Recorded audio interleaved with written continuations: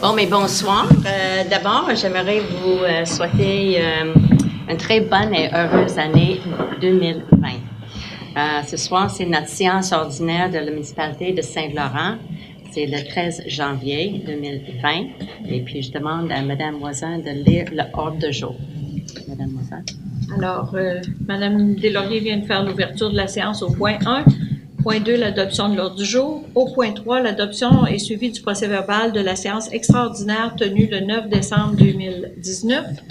L'approbation et le suivi du procès-verbal de la séance ordinaire tenue le 9 décembre 2019.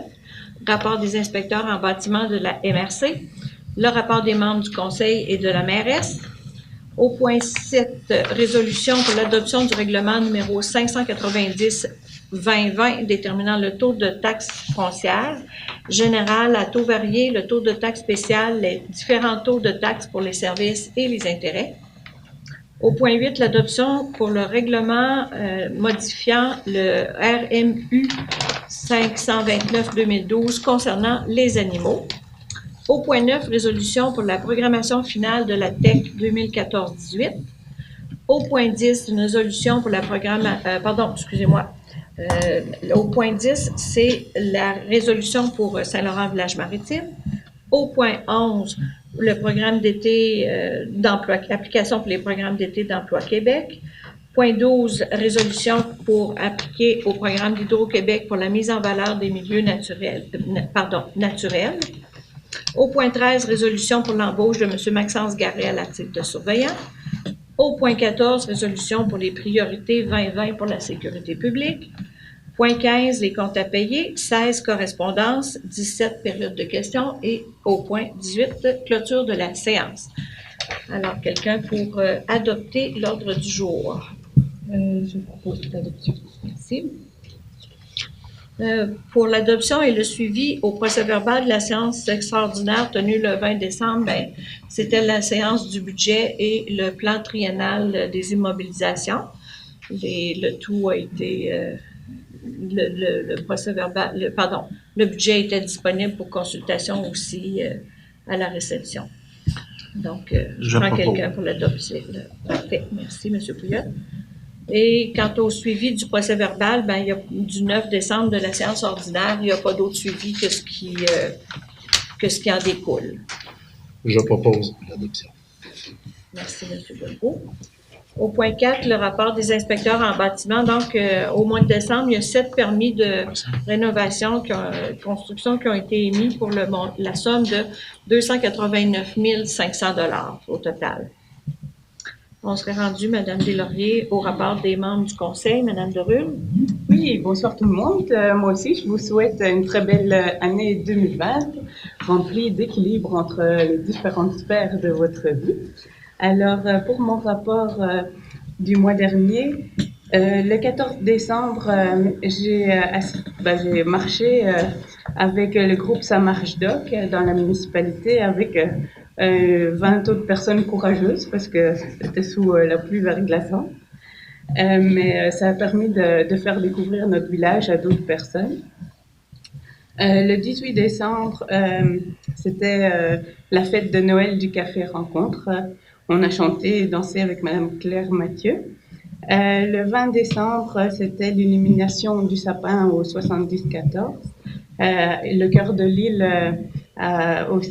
nous a agrémenté notre soirée avec des beaux chants. Il y avait le Père Noël, on a reçu, les enfants ont reçu des chocolats de la chocolaterie, puis il y avait une calèche aussi. Donc, je profite de l'occasion pour remercier Sylvain Delille, Michel Moisan, Alain Winter, Christian Plante, Luc Blouin et Brigitte Bouliane pour leur contribution à l'organisation de cette belle fête de Noël. Alors, à venir, le 25 janvier après-midi, il y a la fête Plaisir de neige au terrain des loisirs. C'est tout pour moi, merci. Merci, Mme Derul. Monsieur Milot. Bonsoir, bonne année à tous aussi également. Pour ma part, j'étais aussi présent à l'activité de marche à l'extérieur à titre de maire suppléant. J'ai donc accueilli les participants et je n'ai pas fait à la marche parce qu'il faisait vraiment pas beau. Mais par contre, au niveau du mois de décembre, j'ai passé à travers, à titre du président du comité consultatif d'urbanisme, le conseil municipal a demandé au comité de se pencher sur la mise à jour du règlement de zonage, donc un gros document de 198 pages qui a constitué ma lecture du temps des fêtes. Document qui sera révisé non seulement avec le comité consultatif d'urbanisme, mais évidemment aussi le conseil municipal, puisqu'il y a plusieurs éléments qui seront intégrés, modernisés par rapport à la vision actuelle et future de la municipalité. Donc, c'est un travail qui se fait dans les prochaines semaines pour être adopté là, au courant de l'année. Et j'ai aussi travaillé sur la finalisation du projet de chauffage à la caserne, projet qui se termine incessamment. C'est tout pour moi. Merci. Merci, M. Blum. M. Pouliot? Alors, bonne année. Je vous souhaite. Alors, pour moi, ça a été l'activité du 20 décembre, l'illumination de l'arbre de Noël avec laquelle j'ai participé. Également, j'ai jeté un coup d'œil, non pas aussi exhaustif, que sur la mise à jour du plan d'urbanisme, sur lequel je siège comme comité. Alors, voilà, c'est tout pour moi. Merci, M. Pouliot. M. Godbout? Alors, bonne année à tout le monde, bonne année 2020 tout au long de l'année. Le 11 décembre, j'ai participé au conseil d'administration du parc maritime. Le 13 décembre, on a eu une rencontre justement avec la présidente du parc maritime, la directrice générale, concernant la coordination du projet Village maritime pour les années qui viennent. On vous en reparlera d'ailleurs un petit peu plus tard au point 10. Le 14 décembre, oui, sous la pluie, j'ai également participé à l'activité Ça marche doc. Et dans les derniers jours, j'ai travaillé à la rédaction d'un projet de plan de sécurité pour les piétons dans le village. Projet qui va demander la participation, la collaboration aussi de résidents. Alors, on vous en dira un petit peu plus tard dans la séance. Alors, ça fait le tour pour moi. Merci, M. Godbout. Mme Deslauriers? Bonsoir. Au cours du dernier mois, j'ai assisté à quelques réunions administratives municipales. Le 6 décembre, M. Guy Delisle, responsable de la bibliothèque, a rencontré le technicien du réseau Biblio pour une visite de soutien. Notre équipe de bénévoles a reçu un excellent compte-rendu sur le fonctionnement global de la bibliothèque. Les livres et revues numériques gagnent en popularité pour les membres de la bibliothèque.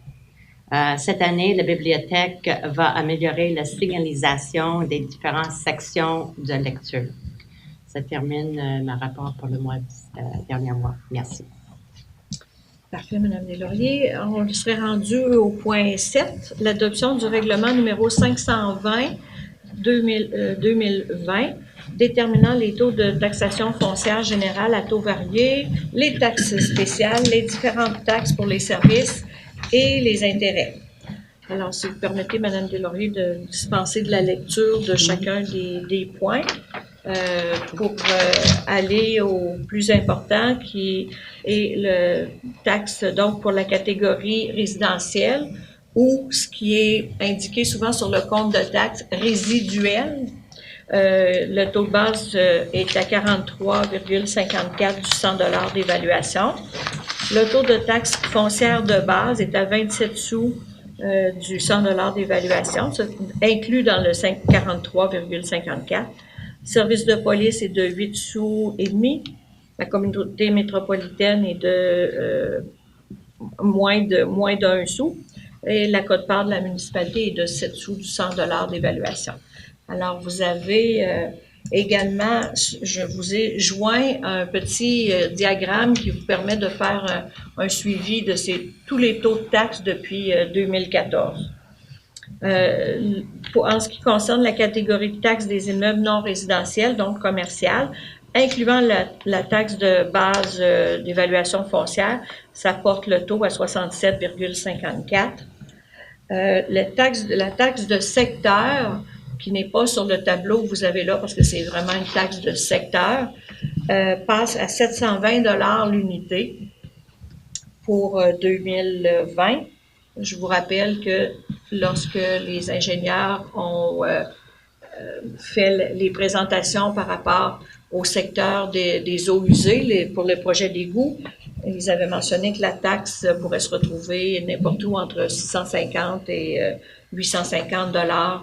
Donc, ce n'est pas terminé. J'ai eu une conversation aujourd'hui avec le responsable au ministère des Affaires municipales et notre dossier était au 15e sous la pile lorsque j'ai fait la reddition de compte en février dernier. Et là, on est rendu 5e. Donc, ça monte, mais on n'a pas les résultats finaux encore pour les montants totaux que la municipalité aura à débourser ou que les affaires municipales consentent à verser avant que cette reddition-là soit approuvée à 100%. Du côté des tarifs de compensation pour les ordures ménagères, la vidange des fosses septiques, donc les ordures ménagères, le taux demeure le même que l'année dernière, et c'est-à-dire pour une maison, donc à 166 $, pour un gîte et qui offre de l'hébergement, 105 $, pour les autres commerces, 266 $, pour les fermes, restaurants, cafés, casse-croûte, station-service, lavoto, 380 $, et pour épicerie, quincaillerie, marina, golf, 540 $ pour le taux des vidanges. En ce qui concerne la vidange obligatoire des fosses septiques, le tarif était de 70 $ par année depuis 2012. Alors, cette année, vu qu'il y a eu une augmentation, le tarif passe à 75 $ pour une vidange aux 2 ans. Et c'est prélevé une fois, ce montant-là est prélevé une fois là sur le compte de taxes. 230 $ demeure, on avait fait une modification au printemps dernier. Ces tarifs-là demeurent inchangés. Donc, 230 $ pour une fosse de rétention de 1050 gallons. 270 en période hivernale pour une fosse de 1050 gallons. 330 en période régulière pour une 1050 gallons. 1500 gallons et 370 pour une fosse de rétention de 1500 gallons en période hivernale. Du côté des traitements tertiaires, ça veut dire avec rayonnement ultraviolet, l'entente est toujours avec le fournisseur, c'est qu'on a un tiers qualifié qui fournit les services et nous refacturons les citoyens au même prix. Du côté des permis et compensations de roulotte, il reste de moins en moins de citoyens qui bénéficient encore du droit acquis. Les tarifs demeurent la même chose pour 55 $ par mois. Ensuite, paiement par versement. Les comptes de taxes ont toujours, depuis plusieurs années, été payés à 3 versements, donc ça demeure la même chose. Les versements exigibles 30 jours après la production du compte de taxes. Ensuite, c'est le 15 mai et ensuite le 15 août. Du côté des intérêts, ça demeure à 12 %. Et donc, ça fait le tour du règlement sur les taxes. Ça prendrait quelqu'un pour proposer, s'il vous plaît. Je propose. Merci.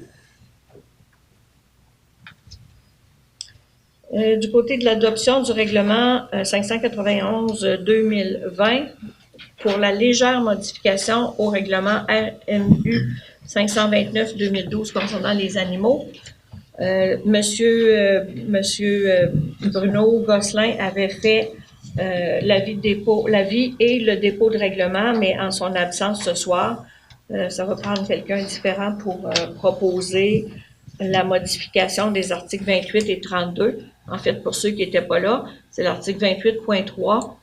Au lieu de dire qu'on trouble la tranquillité des personnes, c'est une ou des personnes. Et à l'article 32.1, au lieu de mentionner que les chiens sous la responsabilité ne troublent d'aucune manière la paix des personnes qui résident, donc on dit d'une ou des personnes. Je propose. Parfait. Merci, M. Godin. La programmation finale de la TEC, 14-18. Alors, attendu que la municipalité a pris connaissance du guide relatif aux modalités de versement de la contribution gouvernementale dans le cadre du programme de la taxe sur l'essence et la contribution du Québec pour les années 2014 à 2018, attendu que la municipalité doit respecter les modalités de ce guide qui s'applique à elle et que pour recevoir la contribution gouvernementale qui lui a été confirmée dans une lettre du ministère des Affaires municipales et de l'occupation du territoire. Alors, il est proposé que la municipalité s'engage à respecter les modalités du guide qui s'applique à elle, que la municipalité s'engage à être la seule responsable et à dégager le Canada, le Québec, de même que leurs ministres, hauts fonctionnaires, employés et mandataires, de toute responsabilité quant aux réclamations, exigences, pertes, dommages et coûts de toutes sortes ayant comme fondement une blessure infligée à une personne, le décès de celle-ci, des dommages causés à des biens ou à des pertes attribuables à un acte délibéré ou négligent découlant directement ou indirectement des investissements réalisés au moyen de l'aide financière obtenue dans le cadre de la programmation de la TEC 2014-18. La municipalité approuve le contenu et autorise l'envoi au ministère des Affaires municipales et de l'occupation du territoire de la programmation de travaux ci-jointe à la présente et de tous les autres documents exigés par le ministère en vue de recevoir la contribution gouvernementale qui lui a été confirmée dans une lettre du ministre des Affaires municipales et de l'occupation du territoire. La municipalité s'engage également à atteindre le seuil minimal d'immobilisation en infrastructure fixé à 28 $ par habitant par année, soit un total de 140 $ par habitant pour l'ensemble des 5 années du programme, 14 à 18 inclusivement. La municipalité s'engage à informer le ministère des Affaires municipales et de l'occupation du territoire de toute modification qui est portée à la programmation des travaux approuvés par la présente résolution et la municipalité accepte également par la présente que la programmation de travaux ci-joints comporte des coûts réalisés véridiques. Donc, pour que ce soit un petit peu plus clair, la population par le décret de population de 2014 était de 1589 habitants. Le seuil minimal, comme j'ai mentionné, c'était 28 $ par habitant, donc 44 492 $ par année pour 5 ans. Donc, la municipalité devait investir 222 460 $ dans le but d'obtenir la contribution gouvernementale de 786 821. Donc, un investissement de 1 9 281 $ tant par la municipalité que par le gouvernement. Ce document-là, qui comporte 7-8 pages, les gens qui désireront consulter les différents investissements, il y en aura une copie qui sera au bureau municipal pour consultation dès demain matin. Alors, quelqu'un pour approuver, s'il vous plaît, le programme. D'ailleurs, les conseillers ont déjà reçu ce document-là.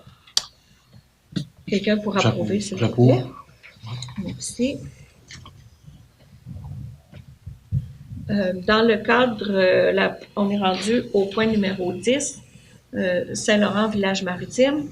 Alors, attendu que le parc maritime a entamé avec succès la première phase de Saint-Laurent, village maritime et a obtenu une subvention du ministère de la Culture pour démarrer, attendu que le Conseil désire continuer les démarches déjà entreprises, attendu que divers comités et commerçants de la municipalité sont impliqués dans le projet, attendu que la municipalité dispose dorénavant de plus de ressources humaines pour mener à bien de tels projets, attendu que d'autres investissements deviennent nécessaires pour les phases subséquentes. Alors, la résolution tient à remercier et féliciter le conseil d'administration du parc maritime et sa direction générale pour le travail accompli et confirme que suite aux discussions qui ont cours avec la présidente et la directrice générale du parc, la municipalité assurera la coordination de Saint-Laurent, village maritime, dès que la reddition du compte au ministère des Affaires culturelles sera terminée. Alors, quelqu'un pour proposer? Je propose. Merci, M. Godbout. Programme d'emploi d'été. Alors, attendu que 2 personnes ont été prévues au budget 2020, l'une dans le domaine de l'horticulture et l'autre dans le domaine de la prévention des incendies. La proposition est d'autoriser la directrice générale à compléter et signer les demandes de subvention pour chacun des emplois d'été. Quelqu'un pour approuver, s'il Je vous plaît? propose. Merci beaucoup. L'autre autorisation, c'est concernant le programme d'Hydro-Québec pour la mise en valeur des milieux naturels. Alors, c'est d'autoriser la directrice générale à faire une demande à Hydro-Québec dans le cadre du programme de mise en valeur des milieux naturels. Et ceci est pour l'aménagement du sentier nature, tout en permettant également de faire de la sensibilisation auprès des promeneurs, citoyens comme visiteurs. Merci, Mme Derul. Le point numéro 13, c'est l'embauche de M. Maxence Garel à titre de surveillant. Je propose aussi. Merci beaucoup. Il va surveiller la piscine, la patinoire, pardon, surveillant de salle, montage de salle pour les loisirs, c'est ça. Du côté du point numéro 14, c'est de transmettre à la Sûreté du Québec les priorités locales pour l'année 2020.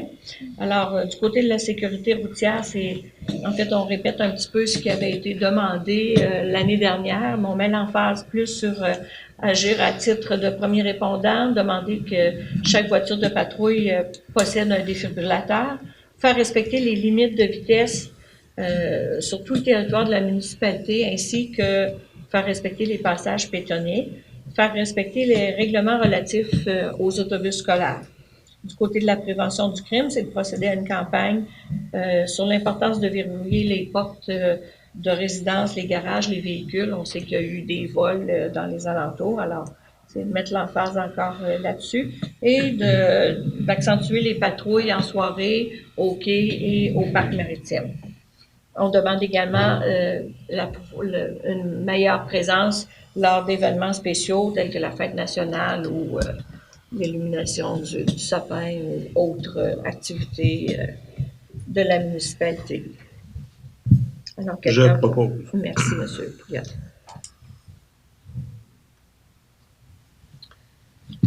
Du côté des comptes à payer, pour le mois de décembre, les comptes, incluant les salaires, totalisaient la somme de 391 723,27 $.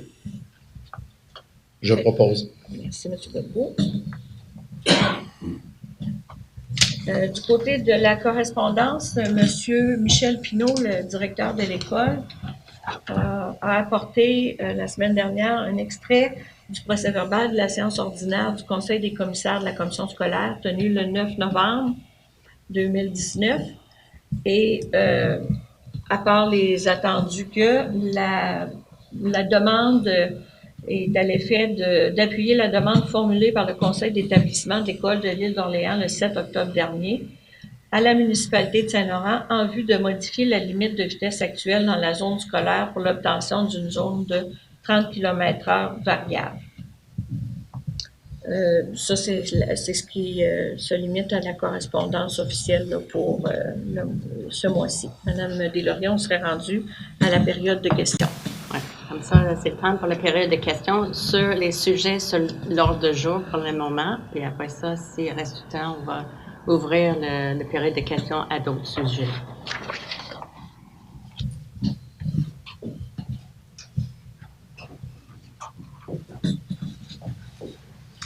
Monsieur Savard. Oui, bonsoir, Régent Savard. Les MRC, le gouvernement du Québec a dit qu'il octroyait 1% là, aux municipalités dorénavant là, de la taxe, des taxes. Là. Avez-vous compris à quoi ça rime au juste? Oui. Puis... Oui, c'était mis dans le budget 2019. Ça représente environ un petit peu plus que 15 000 $ pour Saint-Laurent dans le budget 2020. C'est 1% de... J'ai mal compris le texte de la loi là, ou du règlement que le gouvernement a voté. C'est 1% de toutes les taxes perçues sur le territoire de la municipalité ou c'est 1% de la différence des taxes qu'il y avait avant Le avec calcul, les nouvelles ils ne taxes? nous l'ont pas envoyé.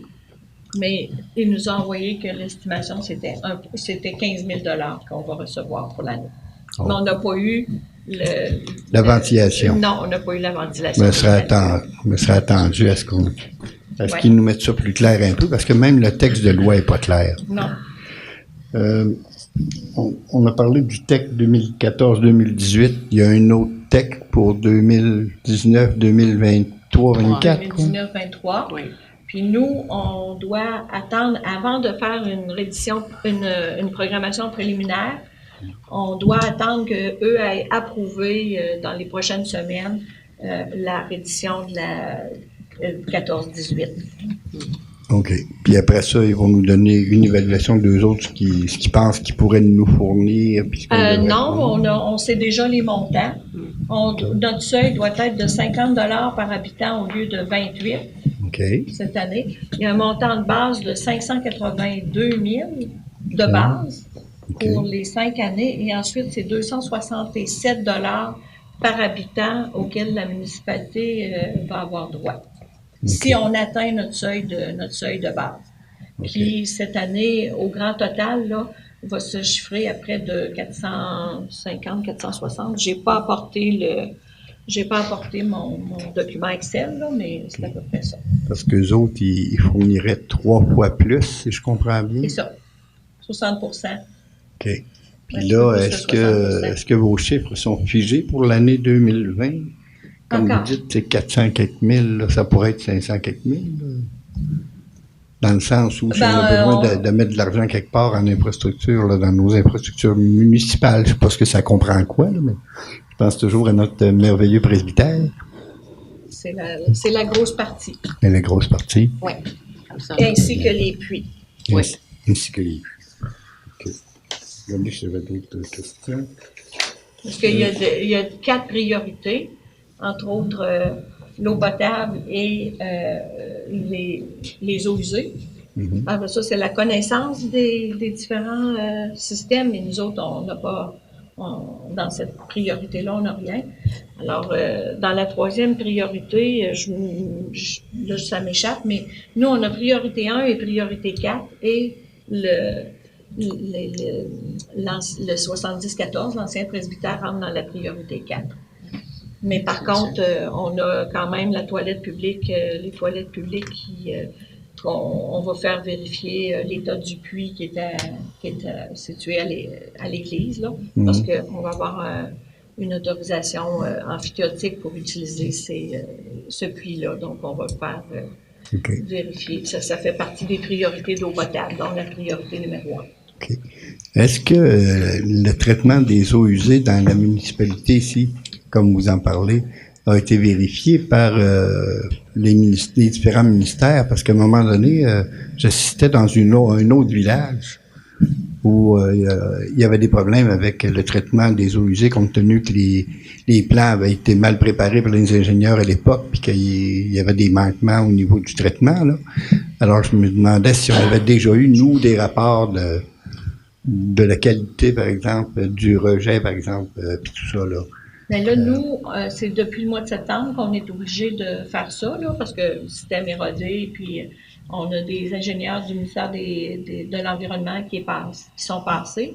Puis on a également des rapports envoyés mensuellement sur l'état de nos postes de pompage, l'état des tests d'eau à l'affluent. Alors, oui, effectivement, on est suivi.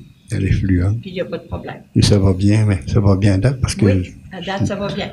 Dans l'autre municipalité, je voyais qu'il y avait des gros problèmes. Tu sais, je me dis, chez nous. Nos ingénieurs ont peut-être un peu mieux travaillé chez nous, comme ça. Tant mieux. Tant mieux. Pour moi, pour le moment, ce serait tout là. Merci. Merci. Et d'autres questions? Elisabeth Dion. Oui, bonjour. Sécurité publique, tantôt vous avez glissé un mot de piéton. Est-ce qu'il y a quelque chose qui fait partie de cette résolution-là? Vous parliez de piéton, puis bon, je vais vous parler encore de la vitesse, là. Je veux savoir si vous allez continuer à cogner le clou. Toujours. J'ai vu pour la première fois depuis des mois une voiture de police en face chez moi vendredi matin. Pas dans les bonnes heures, mais quand même. Quand j'en ai vu 12 fois ici, puis dans l'ouest, mais en tout cas. je me suis dit que c'est une fois déjà, c'est déjà beaucoup. Mais vous avez parlé de piétons. Est-ce que ça faisait partie de ça? Parce que je vois pas d'autres points, là. Est-ce que... Donc, M. Godbout a quand même élaboré un plan, je pourrais dire, de réflexion sur la sécurité des piétons, auquel j'ai participé. Mais disons que on aimerait quand même rencontrer des gens, voir un petit peu qu'est-ce qui pourrait être fait par les instances aussi pour améliorer la sécurité des piétons. Dans le cœur villageois, dans le fond. C'est-à-dire qu'on ne vous empêche pas de prendre des marches en dehors, mais il n'y en a même pas moins qu'il y a des choses à faire, qui restent à faire, sur le respect de la vitesse, sur un visuel aussi, des campagnes de sensibilisation. Mais disons que ça demeure quand même un document de travail qu'on aimerait soumettre à des citoyens, puis éventuellement proposer des résolutions, du moins des pistes de solutions. Voilà. Pour l'instant, c'est un projet de plan qu'on est en train de partager au niveau du conseil et par la suite, on va le partager avec les citoyens pour en faire un plan qui concerne surtout la sécurité des piétons, là, vitesse et passage piétonnier, principalement. On va focusser là-dessus. Et puis, vous en entendrez parler. Puis, il y aura des gens qui seront appelés à participer à un comité aussi. Okay. Puis, c'est un plan aussi qu'on veut partager avec les partenaires là, qui sont la Sûreté du Québec, le ministère des Transports, la commission scolaire, les citoyens. On veut qu'il soit bien alimenté, qu'il soit structuré et connu du plus grand nombre de personnes possible pour qu'il y ait un impact. Ouais. C'est logique. Et aussi, cette année, on va avoir notre traverse piéton à terrain de loisirs et aussi on va avoir une signalisation de vitesse. De chaque côté. De chaque côté, oui, c'est ça. Ouais. On travaille dessus depuis un bout, là, mais ça va réaliser en 2020. En 2020, oui. La dernière fois, on a suivi, il y avait, je pense que ça avait été voté puis commandé, ça. Commandé, mais sauf qu'il y avait des questions comment on va alimenter les systèmes, comme ça on est rendu à peut-être solaire, pas électrique. En tout cas, là, on va être à discuter puis à revoir avec la compagnie. Là, sur ce sujet-là, je peux poser une autre question sur le sujet des piétons et de la sécurité. Parce que il me semble que j'avais entendu dire qu'il y aurait une signalisation vitesse qui serait déplaçable, là, puis là, je vous entends dire 2. Mais parce qu'on avait décidé de prendre un deuxième, chaque bord. Nous autres, on demandait 2, là. Excusez, c'est une signalisation vitesse, mais c'est la traverse piéton au parc, au terrain de jeu, c'est un de chaque côté de la rue, mais c'est une déplaçable pour la vitesse, pour l'instant. Vous avez raison. Ouais. OK. Et est-ce que pour les piétons, là, au parc des loisirs, est-ce que vous aviez pensé, on avait parlé, il me semble, de mettre peut-être un bouton pour soir, oui, là. Ça va être ça? Oui. OK, ça va être une bonne idée, parce que vraiment, là. Merci. D'autres questions? Alors, Yvan Goulet. Moi, c'est plutôt une remarque que je vais vous faire. À chaque fois, on parle des comptes à payer. On voit arriver un montant 200, 300, 400 000. Puis, j'ai remarqué que dans d'autres conseils municipaux, ils énumèrent les principales dépenses qui ont été faites. Choisissez un montant, 20 000, 25 000, en tout cas, peu importe. Mais ça serait intéressant pour nous, comme information, de savoir les 5 ou les 6 plus importantes dépenses. On n'est pas intéressé par les salaires des gens, mais bien par les autres choses. Chaque mois? À chaque mois. À chaque mois, c'est ça? Oui, bien, à chaque mois, vous autres, vous passez la résolution pour payer ces comptes-là, mais pour nous, ça serait intéressant d'avoir les principales grosses dépenses là-dedans. Alors, si c'est possible. Parfait. C'est public aussi, hein, le document. Quelqu'un qui voudrait le voir. Oui, je comprends, mais... je pourrais l'envoyer. C'est ça. Mais on peut faire une... Oui, on peut. Ça prend pas beaucoup de temps, puis pour nous, ça serait plus intéressant. OK. Autre question, vous avez parlé du sentier de nature. Est-ce que vous pouvez préciser?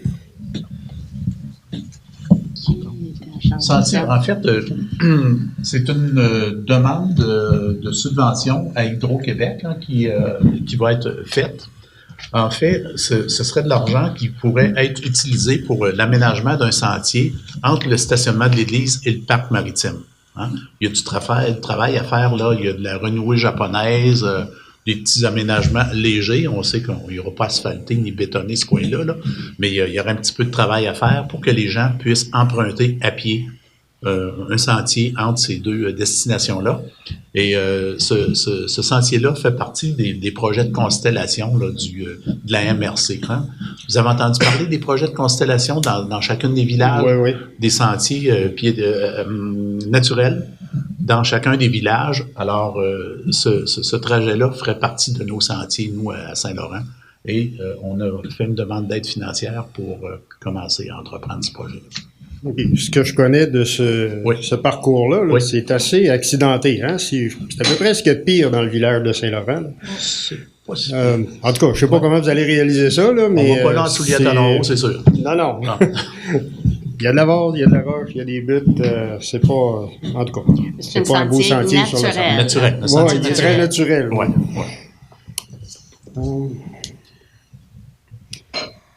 Dernière question... L'an passé, puis l'autre année avant, il y a eu toute une saga avec la marina. Puis j'aimerais savoir quel a été le coût total des frais juridiques dans cette aventure-là. Pour la municipalité? Oui. Non, l'autre partie... Pour la municipalité, c'était 72 000. Ça inclut tout? Oui. Tout. OK. Merci.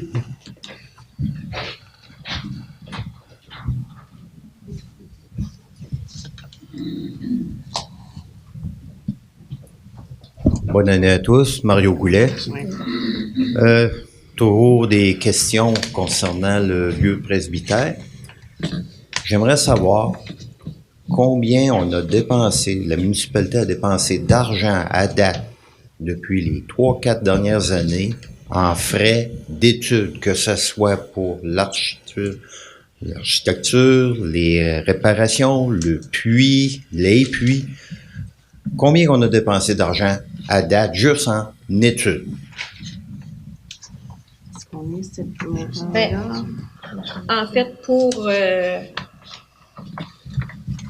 en étude pour le bâtiment, incluant l'amiante, mais là, je parle dans le contrat qui a été accordé à DAD, la firme d'architecture, la dernière, et à Pajot Électromécanique et à Douglas, il y a une partie là-dedans qui va faire partie de la surveillance des travaux.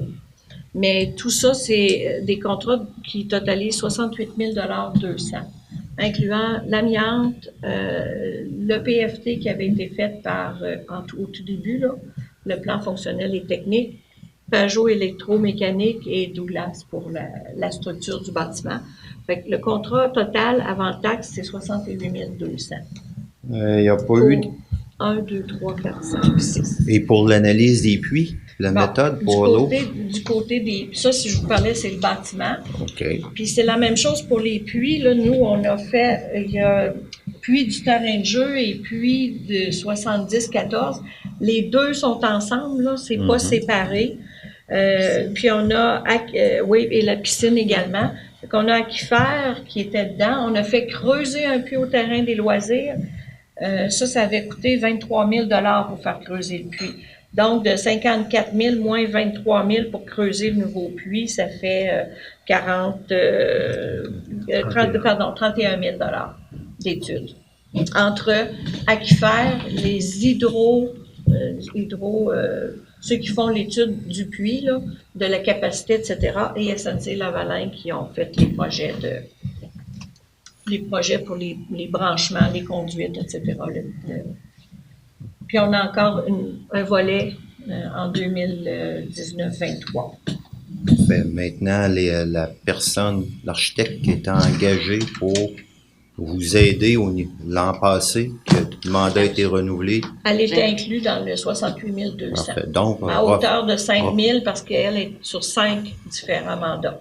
Donc, roughement, à peu près 100 000 $ en études. La dernière séance de conseil, j'ai posé une question, combien ça va coûter? Où est-ce qu'on en est rendu?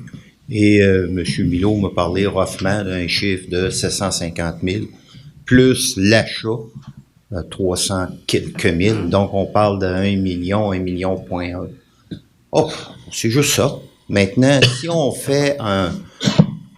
relativise ce chiffre-là en fonction de la population, on est à peu près, on va faire un chiffron, 2000, parce que ça se compte mieux, 600 000 de la Ville de Québec, 300 fois, on est rendu à l'équivalent d'un projet de la Ville de Québec de 330 millions pour une petite municipalité comme nous autres. Ça, c'est un premier point.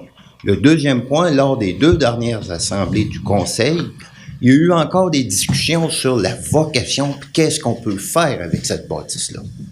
On ne le sait pas, il y a eu des demandes pour avoir du communautaire, il y a eu des demandes pour le commerce, et j'ai l'impression qu'on vire en rond. Puis que le but ou l'utilisation de ce bâtiment-là n'est pas encore déterminé, puis entre-temps, on dépense de l'argent. Ma question est simple, est-il possible de faire un moratoire sur les dépenses pour ce bâtiment-là, tant et aussi longtemps qu'on ne s'entende pas, tout le monde, sur la vocation? Puis est-ce que la population est prête à mettre ce montant à Saint-Laurent? Bon, mais premièrement, le Conseil a décidé que ça va être une activité mixte et polyvalente, puis ça va être évidemment communautaire. Il y a beaucoup de sous de la TEC qui va être utilisé pour payer des rénovations du presbytère en plus. Plus, on est le 200 000 qu'on avait accueilli par vendre l'ancienne municipalité.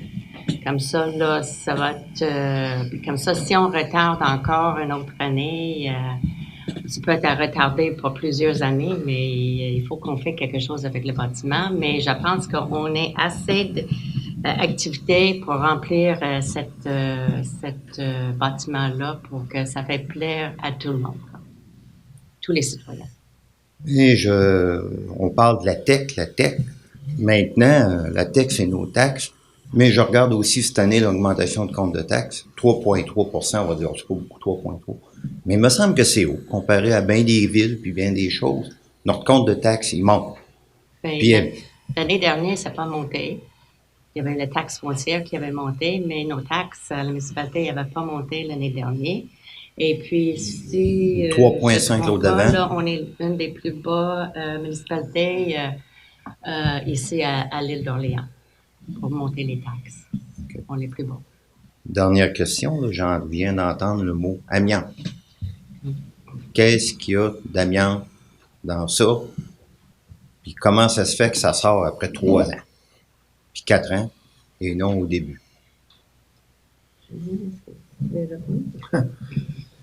En fait, il y a deux parties à votre question. Là. Est-ce qu'il y a de l'amiante? Oui, il y a de l'amiante.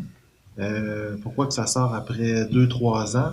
En fait, c'est sûr qu'il y avait eu un rapport d'experts au niveau de l'état de vétusté du bâtiment à l'achat. Ce rapport-là n'incluait pas la vérification de l'amiante, puisque ça doit être fait par un laboratoire indépendant. Le conseil l'acquérait tel que vu, c'est-à-dire la municipalité, l'acquérait tel que vu, c'est-à-dire que on savait qu'il y avait cette possibilité-là qui serait étudiée éventuellement. Ça a été considéré là, dans le prix d'achat. Un bâtiment de cet âge-là, c'est assez régulier là, qu'il y a de l'amiante dans ce genre de bâtiment-là. Maintenant, les études ont été faites à différents endroits pour valider s'il y avait de l'amiante. Les rapports vous savez qu'il y a différents types d'amiante. Il y a de l'amiante qui n'est pas nocif pour la santé, d'autres oui. Dans les rapports, on démontré qu'il y avait certains types d'amiante à certains endroits. Ce qui est envisagé actuellement par rapport parce que les normes mentionnent que si on doit modifier, déplacer l'amiante, évidemment, il faut l'enlever. Dans la mesure où on encapsule l'amiante qui est en place actuellement, les normes nous permettent de la laisser en place. Donc, les interventions en architecture, principalement, visent davantage à limiter les interventions dans les secteurs où il y a de l'amiante, de manière à ne pas avoir à faire de désamiantage ou de façon très mineure sur des endroits ciblés, là où il devrait y avoir des percements ou autres. Donc, pour le moment, étant donné qu'on doit faire des cloisons coupe-feu, principalement entre le premier et le deuxième étage, il y en a dans le plancher, là, ou le plafond du premier, le plancher du deuxième, ça va davantage être de l'encapsulage qui va être fait, ce qui fait que les interventions en amiante demeureront assez mineures. C'est vraiment l'objectif qu'on s'est fixé. C'est bon. D'autres questions?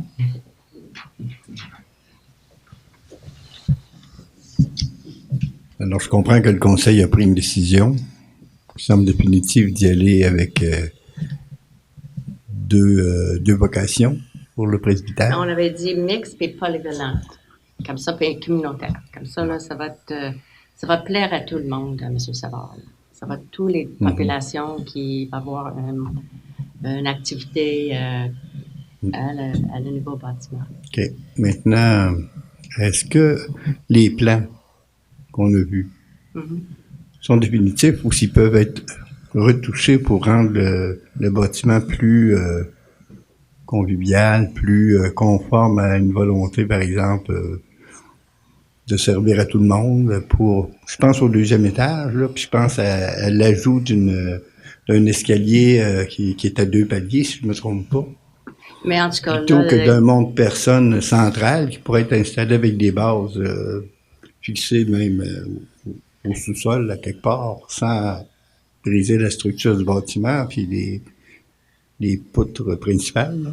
Mais en tout cas, pour l'instant, là, on a, avec les travaux qu'on avait faits avec les architectes, là, puis on travaille très, très fort depuis longtemps, c'est la meilleure situation des salles pour avoir le maximum capacité d'espace. Là. Comme ça, là, c'est vraiment, on a travaillé tout, parce que c'est pas aussi grand dans le presbytère quand vous regardez ça, là. Comme ça, là, c'est toutes les petites pièces à le moment. La cuisine reste la même grandeur, sauf que ça va déplacer plus en arrière pour donner plus d'espace en avant. Comme ça, là, si on est supposons qu'on fait le dîner pour les bénévoles, il va y avoir assez de place pour tout le monde. Si on veut, un petit groupe veut un petit parti plus tranquille, il va y avoir les petites sections que vous pouvez installer là aussi. Comme ça, là, on ne veut pas bâtir ou fermer des pièces pour limiter les activités. Là. Moi, là, je pense que c'est vraiment... Et la question de l'escalier en avant, c'est avec le MCC, là, le ministère de la Culture, qui veut qu'on laisse ça comme ça. Les règlements du bâtiment, il ne veut pas qu'on utilise, c'est pas aux normes. L'escalier en arrière, c'est de façon de le mettre que ça prend pas trop de place non plus. On regarde le monte-charge, on a besoin de quelque chose pour l'extérieur, pour monter le monde si son mobilité est réduite, pour rentrer dans l'édifice. On regarde si on peut avoir on appelle ça une chaise, comment on parle ça là? Une chaise monte-personne à l'intérieur. Oui, c'est ça, à l'intérieur. Mais on ne sur, sait pas si on sur est un capable escalier de faire ça. croche, là, je pense pas que vous ayez grand Mais chance. ça va coûter plus cher, ça c'est sûr. Mais en tout cas, là, mais pour monter le monde dans des chaises volantes, là, ça prend un monte-charge l'extérieur. L'extérieur, parce qu'il ne peut pas monter autrement dans le bâtiment. Ben, c'est ce que j'essaie de proposer. C'est qu'on remplace d'abord, qu'on se serve de l'escalier qui est en avant. On dit c'est simplement une question de mur ou d'emmurement, puis on peut l'emmurer avec quelque chose de transparent qui prendrait pas, qui le rendrait pas laid, si on veut, qui donnerait de la valeur, qui parce ferait... que le ministère de la Culture, il va être très sévère avec nous. On pense qu'ils vont nous laisser faire en arrière, mais pas en avant, parce que c'est un bâtiment patrimonial. Ben oui, mais c'est ça, on la garde. On la garde, celle d'en avant. Moi, dans ma tête à moi, là, on la garderait, celle d'en avant.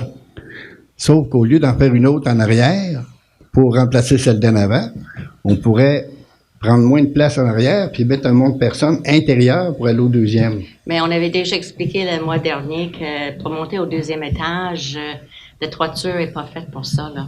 Non, mais je vous dis, on se prend pas après la toiture, on s'assoit au sol. Tout est possible. Vos architectes n'ont pas l'air d'être forts en ketchup. Excusez-moi de vous dire ça, là. Mais faites-les travailler un petit peu plus pour l'argent qu'on leur donne. T'sais? Parce que il y a pas mal d'argent qui passe, là, puis il me semble que ça manque Ben, de... on travaille. Ça manque de Il y a des règlements de bâtiment. je connais tout ça, les règlements aussi, là. C'est ça, mais sauf que On a bouqué avec ça. c'est un bâtiment public. Ben oui. Puis comme ça, les exigences sont plus fortes. Comme ça, si on gardait ça privé, c'est pas les mêmes exigences. On peut faire bien plus de choses moins chères.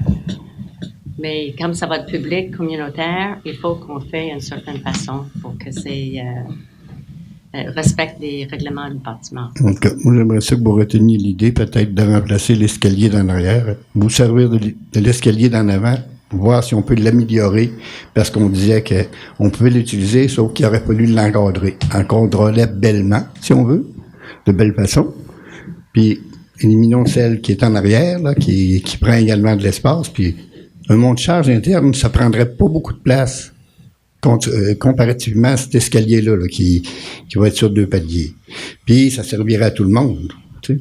En arrière, ben, on me dit que c'est haut.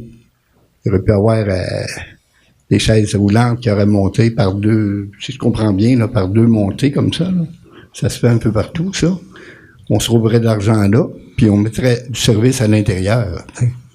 Mais... je vais laisser M. Milo parler. Bon. Premièrement, la montée extérieure, pour respecter la norme de 1%, à moins que les gens soient des gens qui ont des bras très puissants, ça prend 4 paliers. Première des choses, pour respecter l'ordre. Pas 2, 4. Vous voyez, ça prend 1% maximum, parce que si vous mettez la pente trop élevée, vous comprendrez vite que ça va prendre des bras assez puissants. Donc, en nous ramenant à 4, évidemment, ça devient tout qu'un labyrinthe pour réussir à arriver à cette hauteur-là. C'est la raison pour laquelle le choix du monte-charge a été retenu. C'était celle qui nous permettait d'arriver en haut avec un effort minimum, puis respectable dans le temps. Concernant la question de l'escalier d'en avant, vous savez, c'est comme une corde. Si on tire sur un bout, l'autre rapetisse et vice-versa. Là-dedans, il y a le ministère de la Culture, puis il y a la Régie du bâtiment aussi. L'escalier n'a pas 48 pouces de large. Il n'est pas conforme aux normes. Donc, la RBQ dit qu'il ne peut pas passer par là. La RBQ dit aussi, et ça vous allez le comprendre, s'il y a un feu au rez-de-chaussée et qu'il y a des gens à l'étage qui travaillent, ils ne doivent pas descendre et arriver dans le feu. L'escalier doit, selon le code, être emmuré dans une cloison 2 heures au feu et qu'elle doit donner directement à l'extérieur. Parce que s'il y a de la fumée, il ne faut pas que les gens commencent à chercher puis finalement fuir pour se ramasser en face du feu. Donc, doit donner directement à l'extérieur. Ça, ce que ça fait, c'est que ça l'emmure tout le rez-de-chaussée. C'était le plan initial qui avait été regardé. Ça l'emmure tout l'escalier jusqu'à la porte d'en avant directement. Plus d'accès à gauche, plus d'accès à droite, directement à l'avant. Pas très intéressant.